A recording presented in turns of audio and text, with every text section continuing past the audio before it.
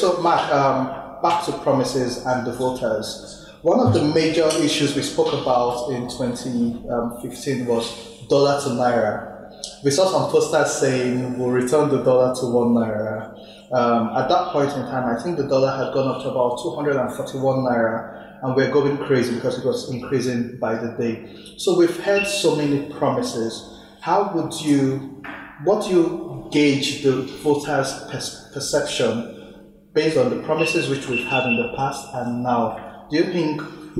How do you gauge the populace? Where do you think we are right now based on the promises which we had from both parties and facing what we are facing right now? It is said that we are getting out of a recession, or we're out of a recession, money has been recovered, but are we seeing real development, or are we just managing what we've recouped? Where do you see the voters in this, based on those promises and where we are right now? Most of those promises are far from being kept.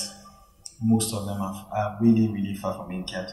And even the ones the government claims to have kept them, it keeps shifting goalposts. So I'll give you a good example. One of the biggest promises of the government was that they would to end Boko Haram. And came to government by May 2015. By December, it said it had technically defeated Boko Haram. Technically. Yet, in the last 5 to 6 months, close to 300 people have been killed by Boko Haram in the Northeast. We have Boko Haram expanding into territories I've not been to in a while. Don Bomblas in Mubi, in Biu, and very close to Damatru, and attack on a military base close to Damatru. So when you say technically, how do you define it? So I say, and that's the problem. It's also the fact that we also live in an era where there's alternative facts. So people now define for themselves what the facts are. So then, again, let's look at even the recession. We didn't slip into recession before. We're about to slip into recession because oil prices were going low. We slipped in. The government wasted the opportunity to reform, and then they were basically waiting for oil price to rise. And we've now risen back out of recession. But the jobs that were lost have not been regained. Now, even that recession that will come out of, the last GDP numbers, our economy grew by 1.5%. And there's oil growth. But in the numbers, non-oil growth contracted. Oil sector doesn't create jobs compared to non-oil growth. So if you compare the promises that were given then and how far we're still, it's so underwhelming.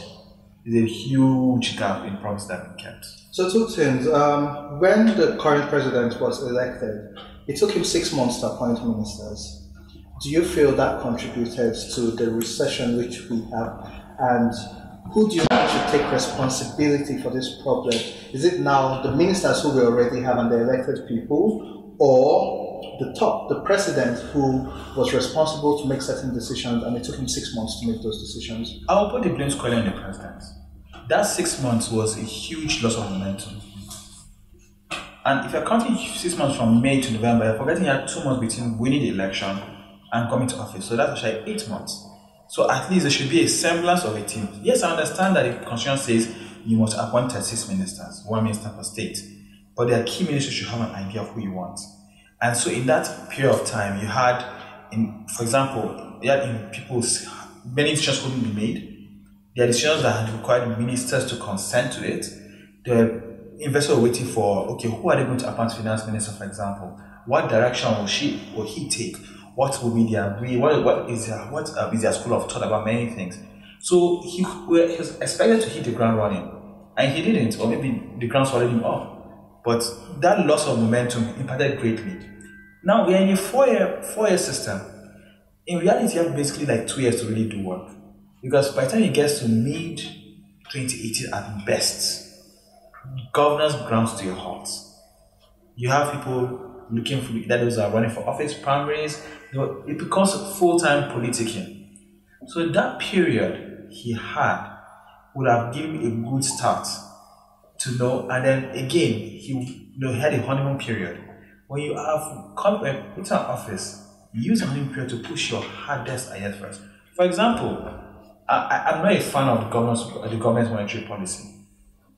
Not just the fact that CBN doesn't have any independence, because you have everybody in the government dictating what the foreign monetary policy should be, but the fact that the monetary policy was a huge contributory factor to how the economy contracted. And in all the arguments that are done for you to float the naira, float it, or at worst devalue it, They refused, and they kept going, coming up with no, oh yeah, it has to be too much. Now the truth is, if they had done it then, by now things would have been easing up. But it's too close election for them to do that. Okay, They so won't who takes sacrifice. responsibility for that? The Is the CBN government, the is the Minister of Finance, or the president? President? I didn't vote for a CBN governor. I voted for a president. What's the role of the Minister of Finance in this? I didn't vote for her either. I voted for the president. And the I president trusted the represents- president to appoint the right people in these places and give them the political will for them to do the right thing. Is he held accountable, not them? I mean, yes, even when they make mistakes, he has the power to fire them and replace them. He hasn't done that. Okay, so Adam, we're talking about promises once again. Another promise which we had was there will be no fuel scarcity if the new government comes in. In March of 2015, for about 2 months, for about a whole month, there was fuel scarcity in the country. Offices shut down, banks shut down, and you remember that time. And so, fast forward to 2017. On Monday, the GMD of NNPC was awarded Forbes Man of the Year in oil and gas. Not the Minister of Petroleum, but the GMD of NNPC, Mekanti Baru, was awarded the Oil and Gas Person of the Year. Same day in Nigeria, we've had fuel scarcity, which we've had every December. And so those promises were made. And we've come back to the same situation, even if it's 3 days, even if it's 4 days. Now, fast forward to today. At first we heard it was panic buying, there's no fuel scarcity. And from the last comment which we had, the Minister of Information said it's because of external demand, that because of winter, most people need more fuel, and so that affects us. And so where does that place Nigeria? We're now saying we've given priority to our external supply than people in Nigeria. Back to these promises, being kept or not being kept. How does that affect the voters? How does that affect you and I? I think that the appetite for real change, for genuine change, is not really big in Nigeria because we seem to have normalized this. I mean, Nigerians typically expect, that there will be no fuel, there will be scarcity in December. And I don't understand, how much of a dysfunction we have gotten accustomed to and we just feel is the norm. Because it is crazy. I mean, I don't even want to hear that in 2019. It is crazy that as of 2015, one of the largest oil producing countries in the world still had a candidate who was running on the campaign and promised that there would be no longer fuel scarcity. I think it's unacceptable. It is just characteristic of that kind of incompetence on the part of the government. And I want to talk about this excuse behavior, this excuses that has been made by the current administration. It is ridiculous. Sometimes you try to spin, sometimes you try to defend things, but it is insulting, to our sensibilities, to the intelligence of Nigerians for you to say, that winter is responsible for the shortfall and Nigerians are experiencing scarcity because of winter. As Mark said, how didn't they see winter coming? Is winter like a new season that has just been discovered? I mean, it's totally unacceptable. I think that in 2019, I didn't vote for President Buhari, and I didn't vote for President Jonathan either. But I think in 2019, I would not want to listen to promises like that. It is totally unacceptable. I think what I want to listen to is true deregulation. The deregulation that the cynical opposition, when the present president was in the opposition, had resisting the 2012 fuel subsidy removal.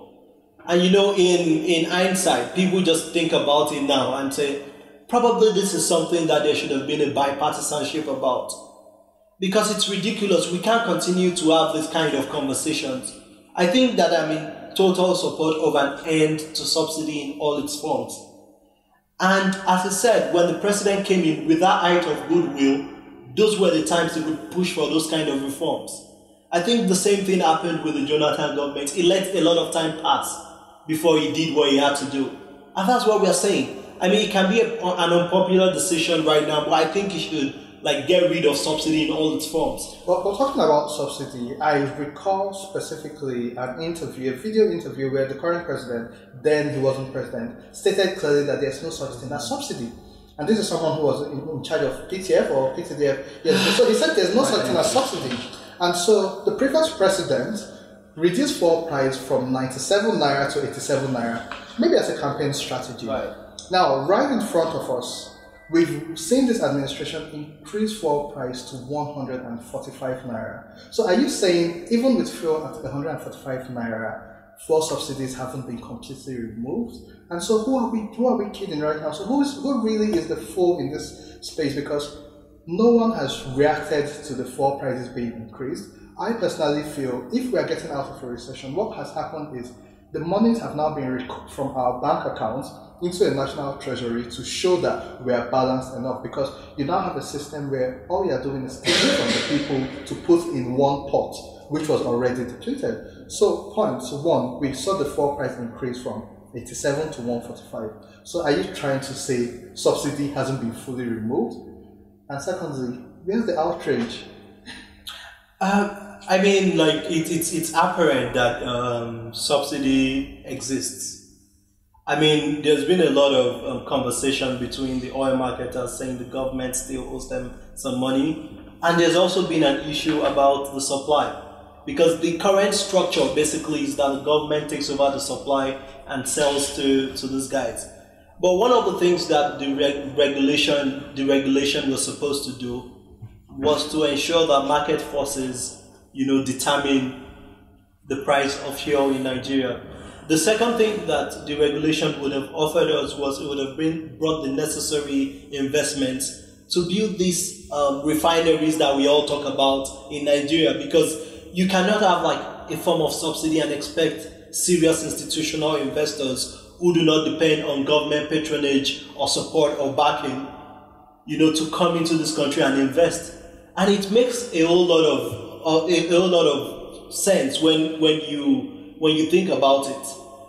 The promise is generally that when we remove the subsidies, investors will come in and they are going to build refineries. But that's not happening, because you know what? Investors don't listen to body language. Investors see what is going on. They know when subsidy has been removed, they know when it's not. They know when the government is bullshitting and when the government isn't. And what we are saying right now is, let us put an end to this. Let government not get involved, in regulating the price of this commodity. And you will see that people are going to come in. For a government that says, buy Nigerian, grow the Naira, I feel like it's like the simplest thing to do. Otherwise, that is just pure sloganeering. And it's unacceptable. I think it's really like ridiculous. We shouldn't be like doing this. So I think the major problem which we had with the current administration in the first 2 years was the fact that, so maybe petroleum products were deregulated to an extent, but the failure was a monetary policy. So you have a system where people cannot bring in or take out monies which they have made, and so we had tons of investors turn back. I had clients who were willing to invest in Nigeria, but they couldn't because there was one policy or the other which was stopping them. And so that affected us. And so, yes, you cannot run a government based on body language, but